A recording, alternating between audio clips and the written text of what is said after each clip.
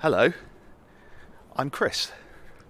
You might know me as the presenter of the popular podcast Park Date.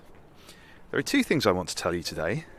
The first is that I'm here in Turkmenistan on the run from the authorities for a crime that I will not specify.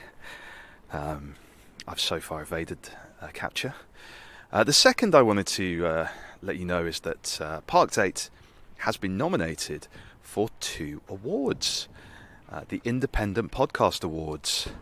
Park Date has been nominated for Best Comedy Podcast and Best Books Podcast.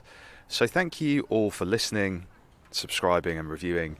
And if you do want to leave a review or subscribe, that would be most welcome. Thank you. And I'm about to go and find some fresh clothes and hunt down a fox for my dinner. Bye-bye.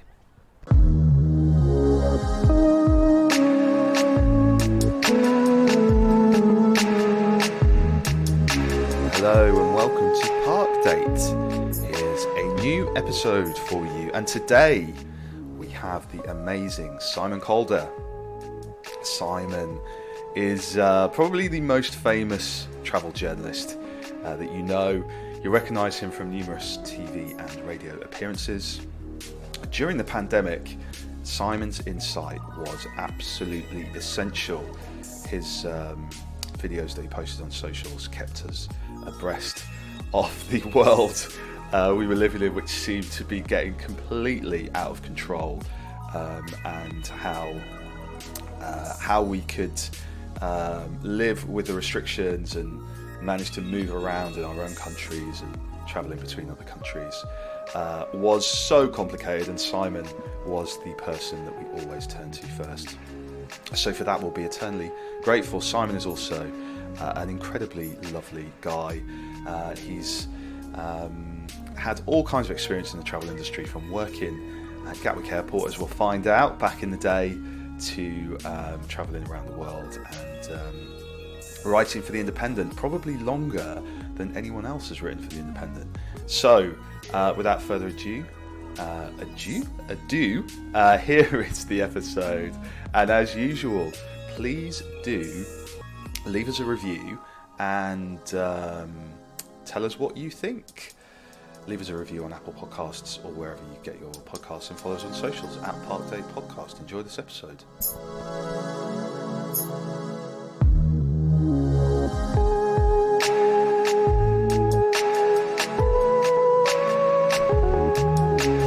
Welcome to the outside of the Imperial War Museum in London, and we're in the Geraldine Harmsworth Gardens, and I'm here with Simon Calder. Simon, thank you for joining me today. How's your day been? My day's been absolutely mad. You can hear there's a plane going over. Yeah, KLM E190 going into London City Airport. I live very close to here, and I love being under the flight paths, not just into London City, but also the northern runway at Heathrow. It really makes me feel connected with the world.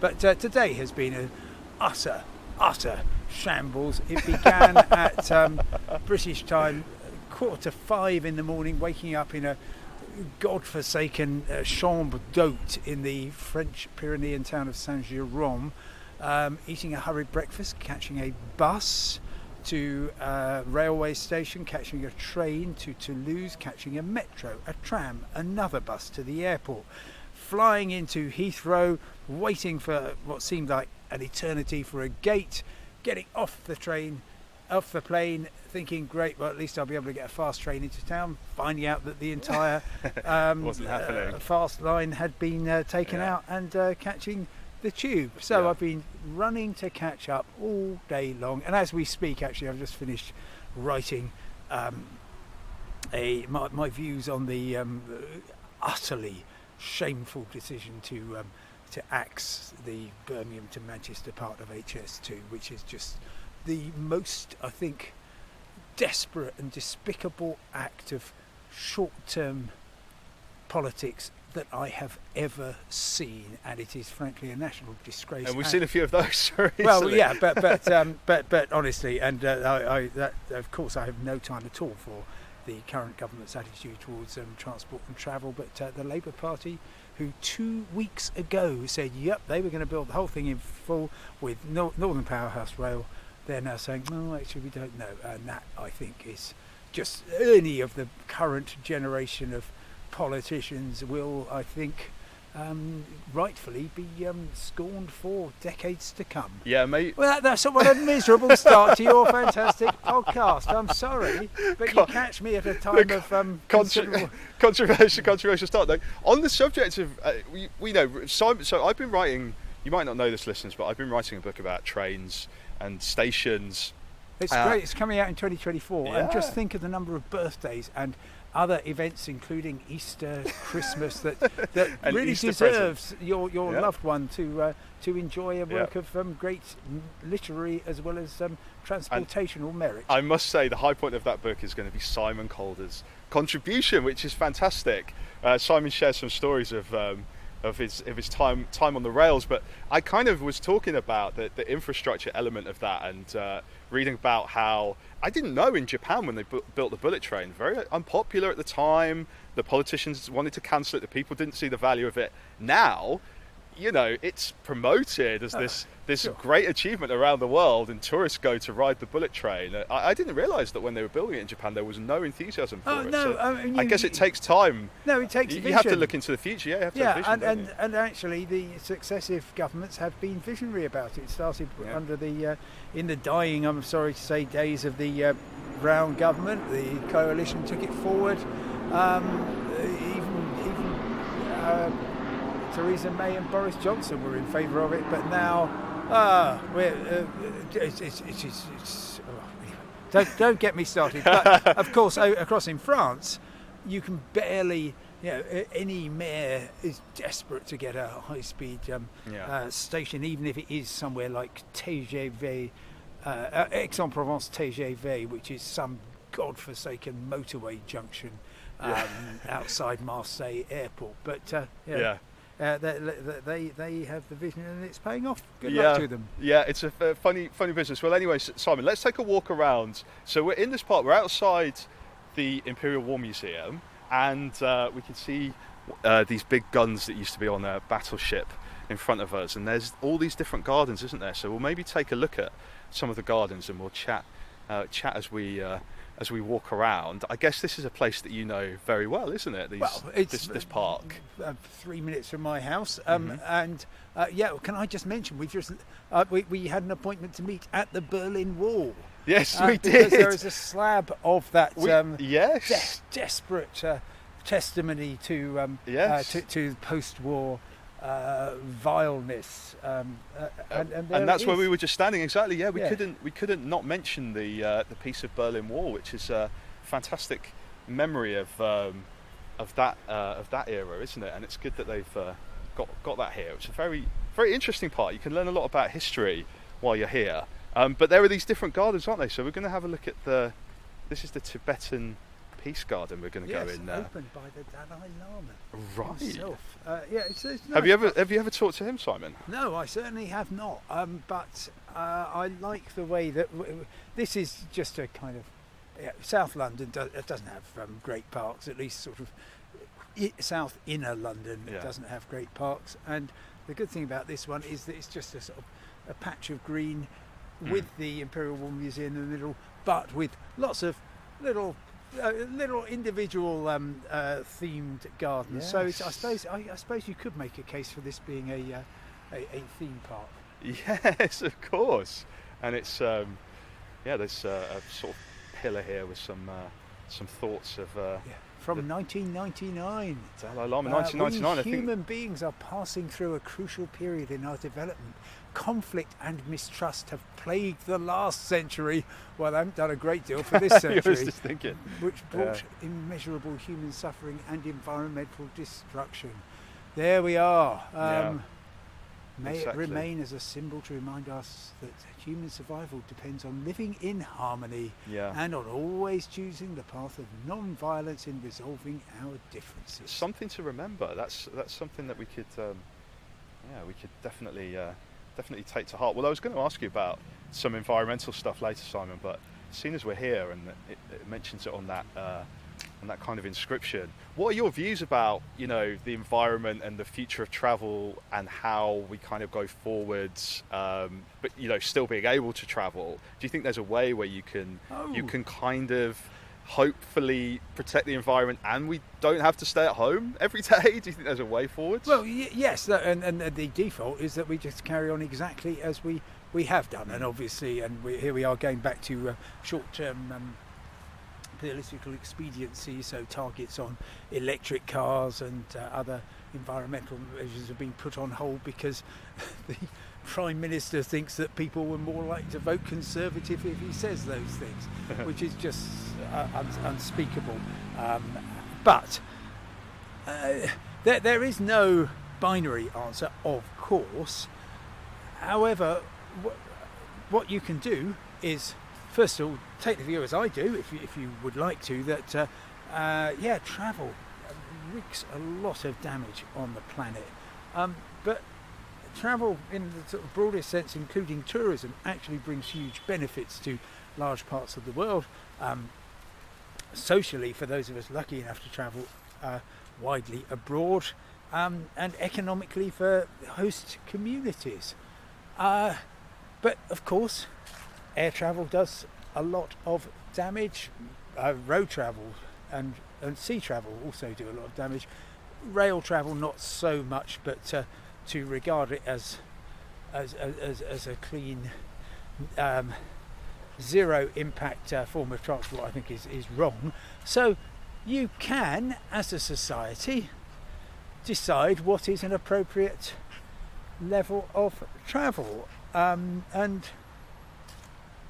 that can be then achieved by using, well, tax actually is a pretty effective weapon. At the moment, £200 to get on a business class ultra long haul flight from the UK. I kind of think, well, you could possibly put that up a bit, quite possibly put it up quite a lot, because those are the flights that cause the most damage, and so therefore, we've got a very, very nice dog friendly here. Labrador. Yeah, absolutely, black Labrador, looking very, very confused at your microphone, and frankly, who can blame it? So I think the great opportunity is to have an honest conversation about tax and travel. I mean, I'm sorry to go on about the current government, but all they have done is made it cheaper to fly between Scotland and London by halving air passenger duty. This is strange decision, that, isn't it? Well, not if you wish to curry favour with people who want to fly rather than take the train. But that is obviously ludicrous. But there are many ways of getting of nudging people to do less harmful things. And there's also, and I will just touch upon it if I may, the idea that you can have everyone gets one flight a year, and then after that you're going to be paying a lot more. That's completely unworkable. How does it apply to people who are flying into the UK, for example? If you really can find a way of getting me only to fly once a year tax-free, then I will, or without extreme penalty, I'll just take you around to see this wonderful totem that has been created. Then I will find ways around that, as everybody else will. Ferry across to Dublin, and I'll the Dublin fly from Dodge. there. Yeah, exactly. So there's all sorts of things. I can't actually find a way through, but another fine bit of sculpture there. There's a big totem pole sculpture.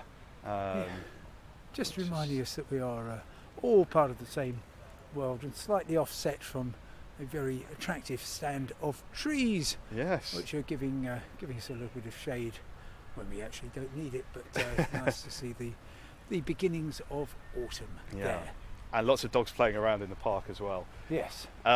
So Simon, you're obviously you're still travelling a lot, and you're always exploring new places.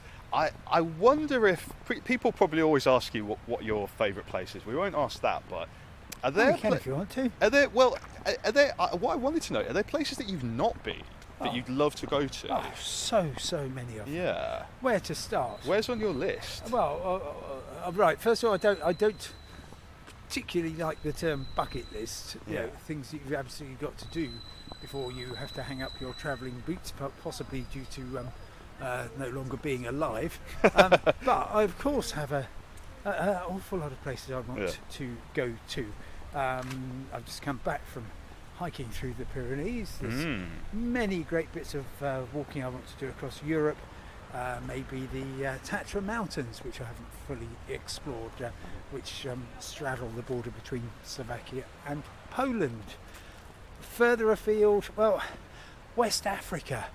I bet I've only been to Gambia and Senegal, I'm embarrassed to say, and I've met loads of great people from West Africa, and I'd love to go and see and explore the countries they live in.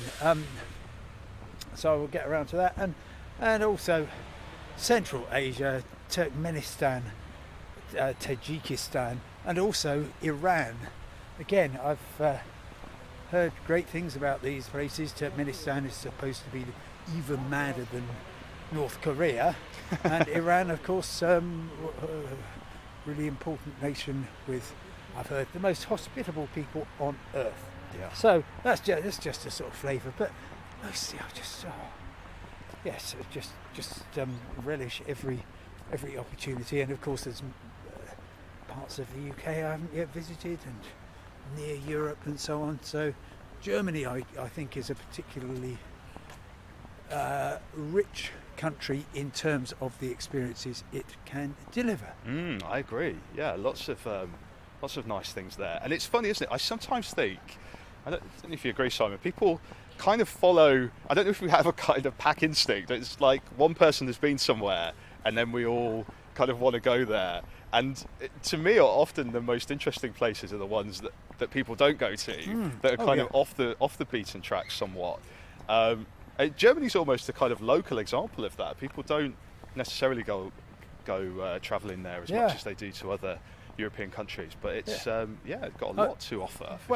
I've never been to the Saarland, which is ridiculous. This is the kind of lump of Germany that sits just above Strasbourg, the easternmost city in France, and it kind of goes from there to roughly Luxembourg. And I imagine, and I haven't yet been there, but I'm going there next month, it will be a kind of a corner of Germany which has probably some quite exotic influences, maybe from France, maybe from Belgium, and I'm just looking forward to that. And here's the dog that you booked as an extra to enliven the podcast. Yes, every episode does normally have a barking dog. In the background. It's I can't even. He's got a very good haircut, that dog. Yeah. But they're training him. Very good. very obedient dog.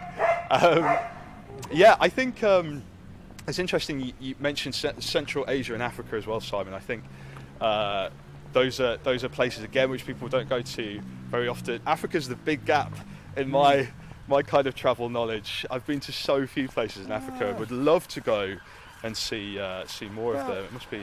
I'm interested in that, Chris, because clearly, in particular, Morocco, pretty accessible. Yes, I've been there. Oh, okay, and good. I've been to Tunisia and I've been to South Africa, but there's so many, pretty well. So many countries. There's so many countries in the middle, isn't there? Oh, there is, and it's partly. I'll tell you what, it's due to the shameful restrictions on aviation that African governments tend to impose. They almost all want to protect their national airlines, and therefore they hate the competition which has done so much to unlock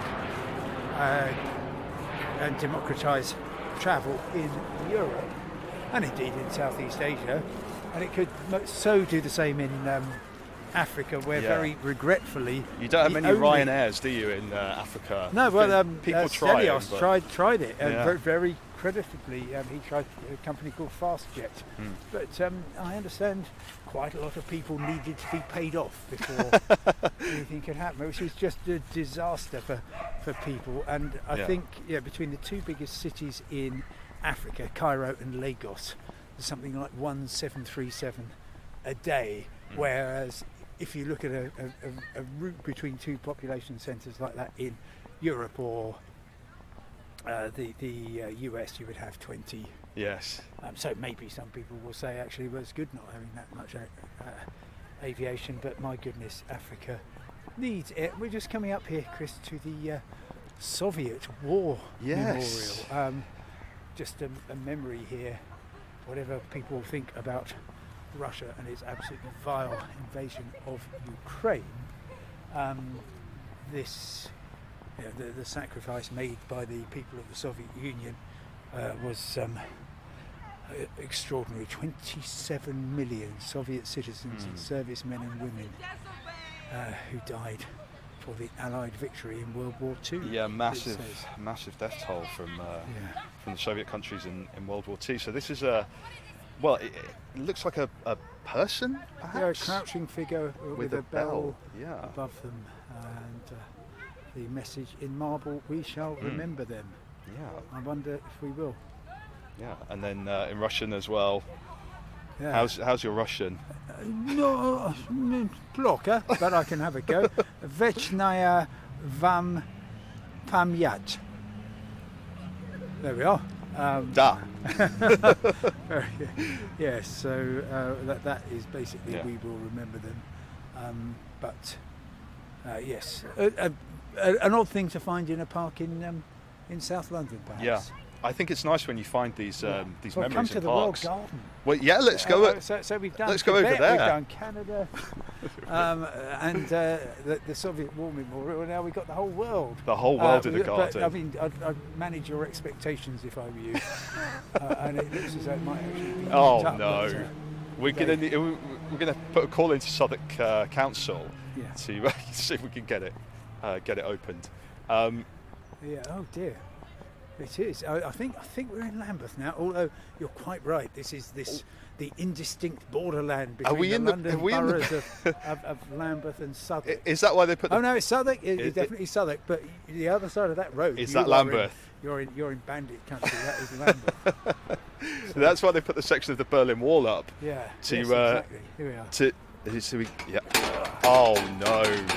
You can hear that's the noise of a locked door. Well, so we won't be going in the World Garden, but maybe we'll come next time and maybe look around that. And there's a sundial, taller than you, which is saying quite a lot, and doesn't have anything sort of useful on it like the various readings, although that might be north in that direction. Who knows? I'm not sure. This sounds very stupid. I'm not sure if I'm very good at telling the time with the sundial. So no, well, that's because they're not very good at demonstrating the time. Because so that points north, doesn't it? Is that right? Well, the idea is that it will. So here we have, dear listeners, something which looks like one of those stylized pictures of the sun with rays shooting off at intervals around it. There's a big bar which you can hear here. Simon knocking it. Which is sticking upwards, and the light falls on it, and the idea is that these lines here, if they were properly calibrated, would tell us what the time is at certain points, but of course you need to adjust for the seasons and the orbit of the Earth around the Sun. But there we are. And we can listen. This is an even bigger bar than the one at the Travel Media Awards. And I think I was just wondering whether we can actually stand on the on here and peer into. Oh yes, let's try. Let's try. Can we see? No, we're standing on a bench now, but we can't see much into the world garden. Well, I want to come back though. We'll do it again sometime, and we'll look in the World Garden. What are some of the best features of the World Garden, Simon? Well, that's Good question, Chris. I'm going to give you my best politician's answer. I'll say what I can tell you is there are many parts to this garden. No, I've never been in there because Really? it was It's only never when I was open? researching this ahead of your visit Right. that I knew about most of the other bits, and I thought, oh, well, garden, how fantastic. I didn't try the door though, which I should have done if I was properly researching this. Well, next time we'll get on to Southwark Council's press office. Yeah. Are they familiar with you? I'm sure they. No, they're not. No reason why they should. You be. never posed a question to No. the local council. No. Not about this. Well, the fact that I didn't even know whose land we were on. Yes. But yes. We'll try again another time. We'll wrap it up soon, Simon. But before we finish, I think I asked you when you were contributing to the Railway Book about some funny things that had happened to you when you were travelling on the trains, and you mentioned an experience in Italy Yes, that the tickled miracle me. of the train. Yeah, well, thank you for reminding me. Yeah. This was the thing which really completely amazes me is that I'm extremely old. I've been travelling forever because I've come from Crawley, and therefore that's the natural response to being born in the Sussex New Town. And yet, weird stuff keeps happening all the time, and it's great because just staggering stuff. So, as everybody who's ever been on a train knows, trains are sometimes late for whatever reason, and very often you won't know what that reason is. You also know that if you're on a connecting journey, I think that's another E190. PA. British Airways City flight. Yeah. There we are. You also know that if you're on a connection journey, the first bit messes up, they'll either hold the train or they won't. And if the delay on the first train is quite significant, they won't hold the train. So how nice of you to remember. So this was travelling from Parma, P-A-R-M-A, going to a little town just north of La Spezia. And I'm embarrassed to say I can't even remember what the little town was called. But it was due to get into the station somewhere in the mountains above the Mediterranean coast. And it simply set off half an hour late, got later and later and later. And it was clear we were all going to miss our connections. Yeah. And then they suddenly said, because this was the connection I was waiting for was the train, the express going through to Florence, they suddenly said, well, sorry, we missed all the connections, so this train is going to become another Florence Express. Right. And off we set at great haste without having to do anything. So, yeah, look, trains go wrong all the time. Yeah. I have climbed out of the door of a, which was easier said than done, of a Cuban train in the Havana suburbs because I had a plane to catch and it just came to a complete halt. And So you just got off. all you could do was, it would be like getting off the train, I don't know, in Willesden. Yeah. And then walking to the nearest road and thumbing a lift or grabbing an Uber or something. So I've done that. I love travelling by train. It is my default mode for long journeys, which is one reason I'm so flipping cross about HS2. But you then, well, again last summer, crikey, going across America where I think their trains are absolutely dreadful. And I do not have sympathy with the view that, the best way to see America is by train, because they really don't care about their trains. Well, they care in that they will pour trillions of dollars into subsidising them, but they're still no good, except maybe in the northeastern corridor. But climbing aboard at this tragic... Here we are. We're looking at quite an imposing neoclassical facade here for the Imperial War Museum. Which didn't used to be a mental hospital. Oh yes, absolutely, yeah. But anyway, so a handsome building, just as the main railway station in Detroit is. Yes. And so I was in Detroit last summer, and I wanted to go to Chicago. So the obvious way to do that is by train. But you have to get this tram from central Detroit, close to the magnificent old but now decayed and abandoned railway station, The funny thing about the tram is that they literally say sometimes the fare is, I don't know, $1.50, and sometimes it's free. And no further explanation at all. So I happened to find it on a day that's free. And you get to the Amtrak station, it's just one sad little platform, and the train comes in and it's only been going for half an hour, it's already half an hour late, and they bundle you on board. But I was having a chat with the guy on the platform, and he said, right, I'm going to upgrade you. And he told his colleague on the train, give this guy a seat in business or whatever. Did they recognise you? No, absolutely not. No. It's Simon Calder, put him in business. No, absolutely not. And I was put into business. I thought, this is crikey! Just a ridiculous thing. But no, we are lucky to be travellers. This is still, and 2019 was, from all points of view, the golden age of the traveller. If you are lucky to be in the wealthy West, even in Britain is sort of still clinging desperately onto that status. And after COVID, everything's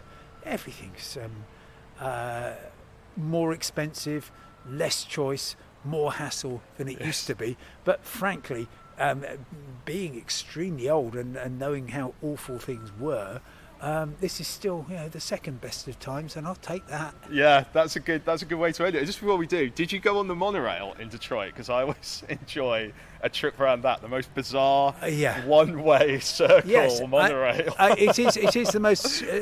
There's a quite similar piece of odd transport infrastructure in Miami, and Metro Mover. I didn't. It was not.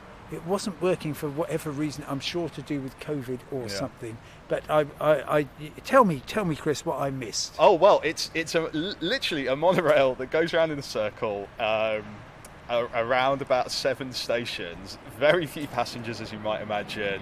I'm not really sure why they built it. I think there was some federal money going round at the time, so they just managed to get it. Doesn't connect with anything. It connects with nothing, and I think they've periodically reversed the route, which is very, very, very strange. But I'm always happy to ride a monorail. I was very sad when Sydney took their monorail down. I think there's always been more monorails. One more Detroit thought: if you are lucky enough to be in that in the Motor City, and this just shows you how mad things have got. You are just across the Detroit River from Windsor, Ontario, another country, and lots of people want to travel from Canada to the US using this really important corridor.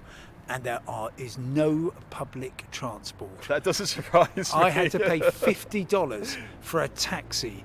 To somebody who was prepared to drive me effectively an over international taxi journey. And he just said, look, I'm sorry it's $50, but I've no idea how long I'm going to be stuck in the traffic coming back to go through customs. So bizarre. Awful. But anyway, they can only learn. We can all learn from great examples of how to do things around the world, and I hope that we all do. Indeed, and long may you be there to document these things, Simon. I enjoy greatly your writing and your broadcasting. No plans to retire yet, I hope. I hope you're still going to keep going till you're 100. That's very kind of you. I've been at the... Crikey. You were going to say the Independent. I was going to say, I used to write for the Independent. I think you're probably the longest serving. Well, I started in 1994, but I started on a short-term they began temporary... 86, didn't they? Oh, yeah. Yes, I'm gonna say agree enthusiastically with you. I can't remember the exact date, but anyway, in 1994 I started as travel correspondent on a short-term temporary retainer because nobody knew if I could do the job, and I'm still pretty much on the same contract. So I've got nothing proper to retire from. So I'll just keep going until. Well, and I very much hope I put my feet up because everything is well with the world of travel. I absolutely do not wish to be the voice of travel doom, and I want everybody to have a great time and make the most of the opportunities they have to travel and enrich themselves and others. Thank you so much for your time, Simon Calder. Appreciate it. Oh, Chris, absolute pleasure to talk to you and your lovely listeners. Thank you so much, Simon. I hope you enjoyed enjoyed that episode of Park Date. There's lots more where that came from, and there'll be more in the future as well. If you enjoyed it, please leave a review, good or bad, make them funny. I'll be reading out the best ones, and there'll be a prize for the one that makes me laugh the most. Name check some trees in your reviews and leave them wherever you get your podcasts from. Check out our website, parkdate.co.uk, and if you see me walking around in the park, come and say hello. I think that was the sound of someone sneezing. Yes. Thank you. Bye-bye. Coming up on the next edition of Park Day, join me for a new feature, breaking into building sites. I'll be breaking into a different building site, starting with this work site in North London. Oh, here we go. Yeah. Right. Now to ride the JCB.